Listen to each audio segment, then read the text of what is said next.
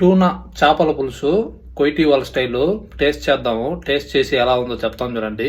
టూనా చేపని చేపల పులుసు చేస్తే బాగుంటుందా లేదా చేపల ఫ్రై చేస్తే బాగుంటుందో కామెంట్ చేయండి. వీళ్ళు మాత్రం టూనా చేపని చేపల పులుసు చేస్తారు. టేస్ట్ బ్రహ్మాండంగా ఉంటుంది. వీళ్ళు చేసే చేపల పులుసు డిఫరెంట్ గా చేస్తారు. అది ఎలాగో చెప్తాను చూడండి. మనం చేపల పులుసు చేసేటప్పుడు చింత పులుసు ఖచ్చితంగా వేస్తాం కదా, వీళ్ళు 1% గానే వేయరు. చింత పులుసు లేకుండానే చేపల పులుసు చేస్తారు. అయినా టేస్ట్ బ్రహ్మాండంగా ఉంటది. తింటా ఉంటే ఇంకొంచెం తిందాం అనిపిస్తుంది, అంత బాగుంటది. మా పక్క అయితే ఈ టూనా ఫిష్ అయితే దొరకదు సామాన్యంగా, ఎందుకంటే మాకు సముద్రాలు చాలా దూరంగా ఉంటాయి. మాకు చెరువులు ఎక్కువ ఉంటాయి. చెరువు చేపలు ఎక్కువ దొరుకుతాయి. జిలేబీ చేప గానీ, రూప్చంద్ గానీ, బంగారు తెగ గానీ, అదేదో బొచ్చు చేప అంటారు కదా, ఇలాంటివి ఎక్కువ దొరుకుతాయి మాకు. ఈ టూనా ఫిష్ నేను ఇంటి దగ్గర ఉన్న రోజులు ఒక్కసారి కానీ తినలేదు. కోయిట్కి వచ్చిన తర్వాత ఈ టూనా ఫిష్ తింటాను. చాలా బాగుంటది టేస్ట్ గానీ. దాంట్లోనూ ఇది సముద్రపు చేప కదా, సముద్రపు చేప చాలా బాగుంటది అంట టేస్ట్. నాకు ఇన్ని రోజులుగా తెలియదు. ఈ టూనా చేప తినిన తర్వాతే తెలిసింది. ఇంత బాగుంది ఏంద్రా అనిపించింది నాకు. ఈ టూనా చేప గానీ